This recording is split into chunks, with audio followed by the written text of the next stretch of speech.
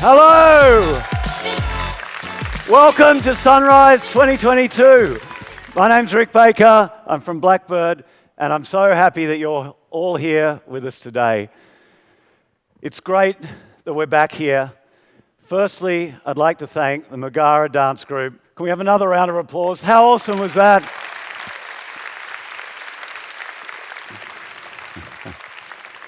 What a wonderful way to pay tribute to the culture and creativity of our First Nations, and thank you for welcoming us to your country. So the last time we got together for the Sunrise was in 2018 on Cockatoo Island, and that really seems a world away now.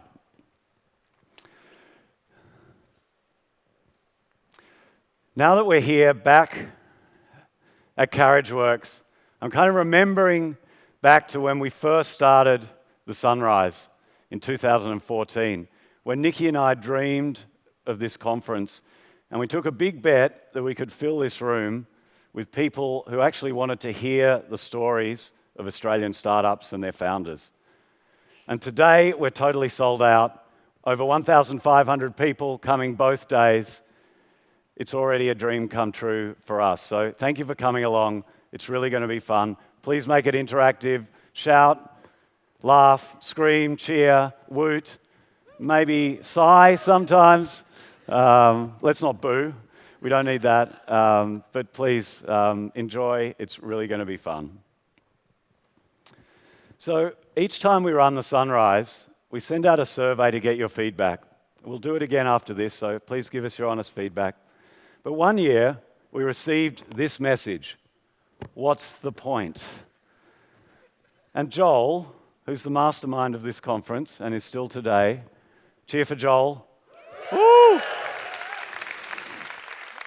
Joel put so much work and heart and soul into that conference that year, and he was just shattered.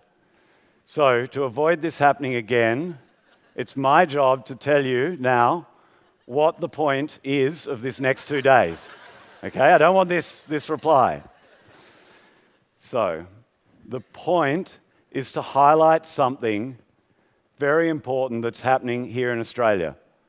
And most of it has happened since that first Sunrise in 2014, less than 10 years. So in 2014, Canva was just a startup in its first year after launching its first product. And today, it's a global phenomenon. It's generating well over $1.5 billion in revenue, and it's profitable. This is Vince and David, who lead a small team just south of Sydney, which has recently achieved the world record for solar cell efficiency. It's a company called SunDrive, it's Aussie tech, and it's set to change the way the world builds its solar cells. In Canberra, Sienta, a small team out of ANU, led by Jekka. Let's have a cheer for Jekka. I think she's in the audience. Has developed a new way of 3D printing micro-scale computer chips. So we all know the first generation of Wi-Fi was invented in the CSIRO here in Australia. Today, in Surrey Hills, just down the road, the next generation of Wi-Fi that can connect thousands of devices over kilometers of distance is being brought to the world by Morse Micro. And this is Michael showing us his pride and joy.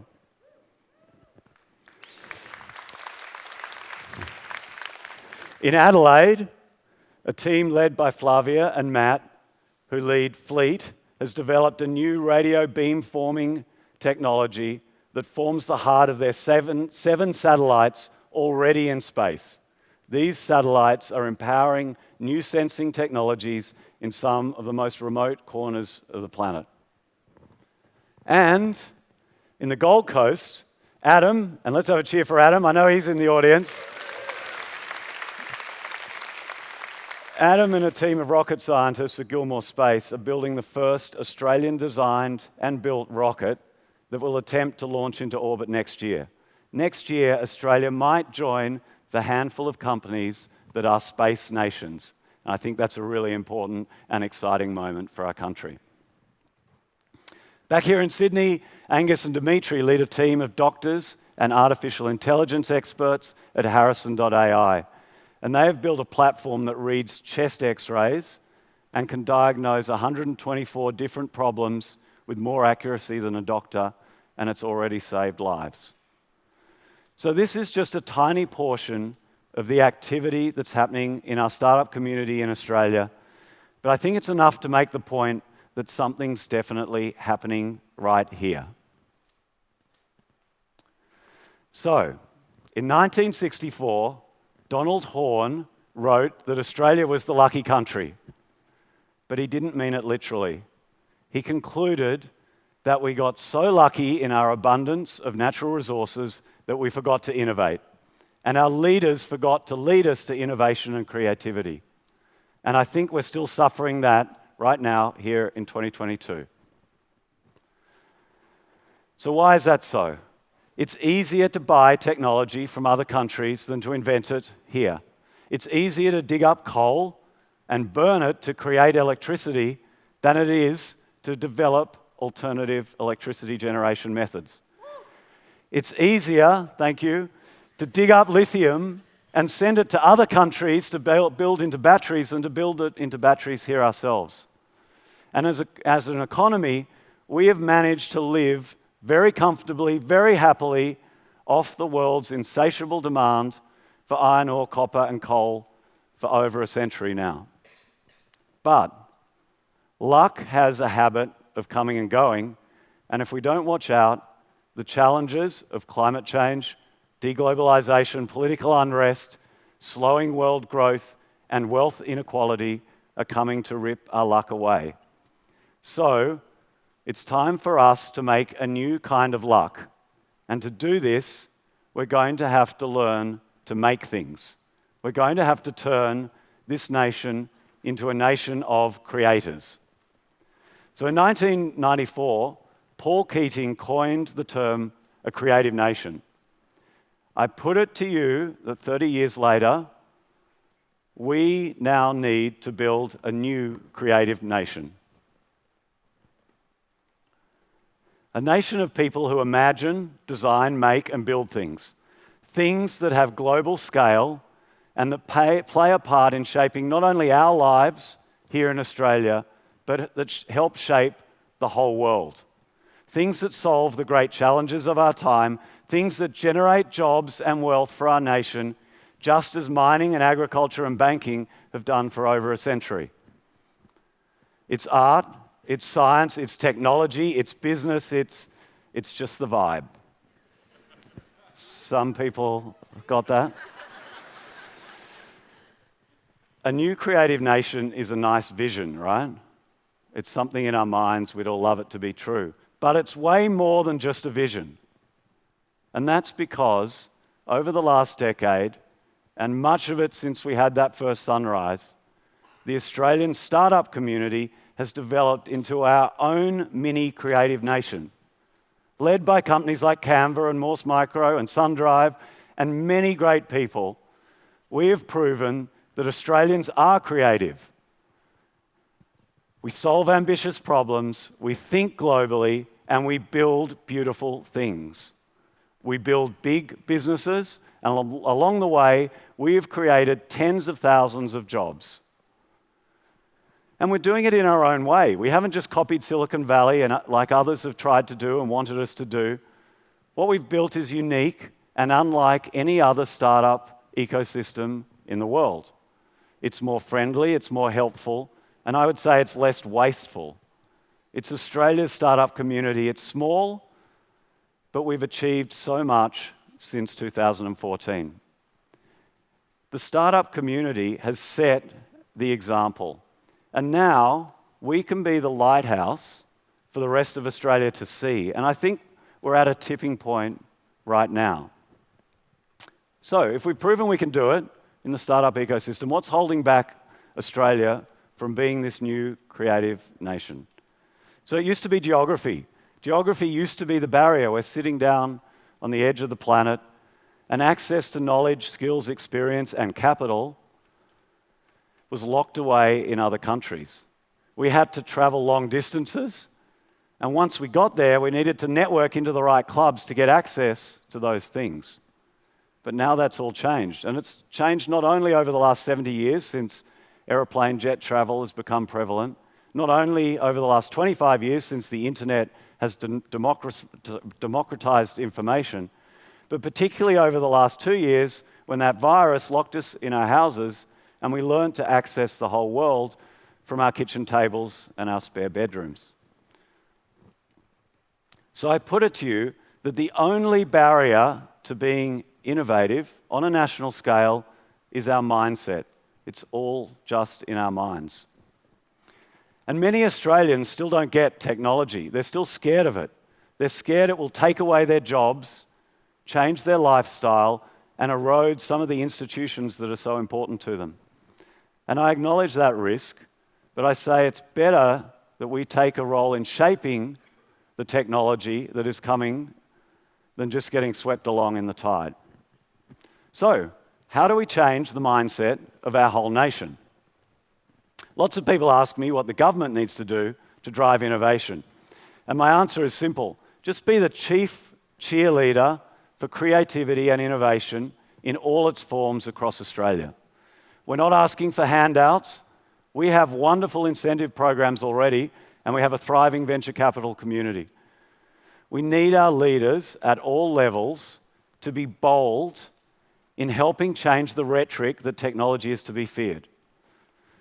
To Ed Husick, Minister for Industry and Science, thank you for stepping up and being a champion for our community. We have now a government cheerleader, and I'm confident that Ed really gets it.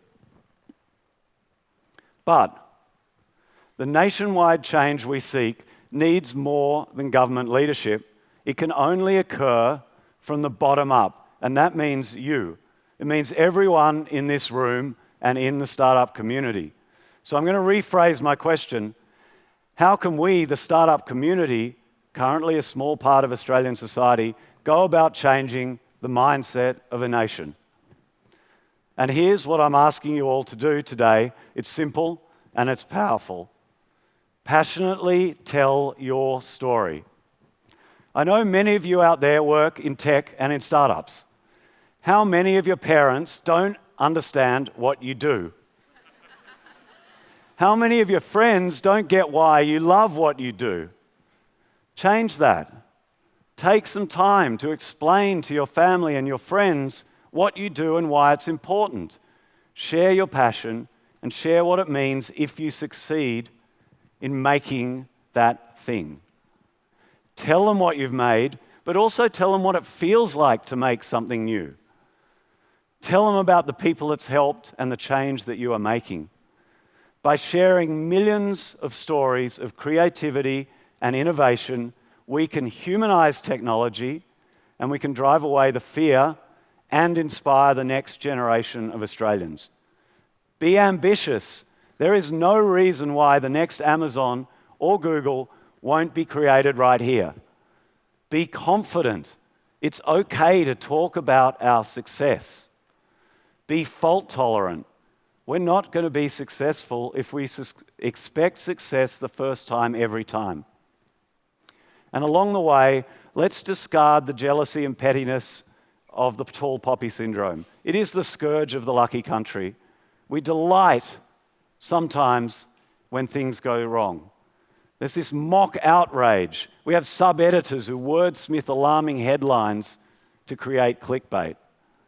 Tell it as it is. The journey will bring lots of bad news as well as good news, but don't use it to belittle people or cut off their heads when they try something new. Don't get too exuberant in the good times, and definitely, right now, don't get too sad in the tough times. Our mini creative nation has proven that Australians are creative and inventive, and proven that it's possible to create world-class things from right here in Australia. If we tell our stories over and over and over again, we might just spark the whole country and ignite the whole nation and send us over the tipping point. Imagine if every young Australian grew up believing that they too could shape the world that they live in. Imagine when the top 10 companies in Australia are tech companies that were started by people in this room today. Imagine how you'll feel when that's the person sitting next to you. Imagine how you'll feel when we tell you that in 10 years' time on this same stage. All of us in this room today have a once-in-a-lifetime opportunity to change the structure of Australian business, culture, and society, to change the way we see ourselves and shape a new Australian identity. And we do it by telling our stories and shining a light on the success of the startup ecosystem. So, ladies and gentlemen, that is the point of these 2 days. I hope you enjoy it.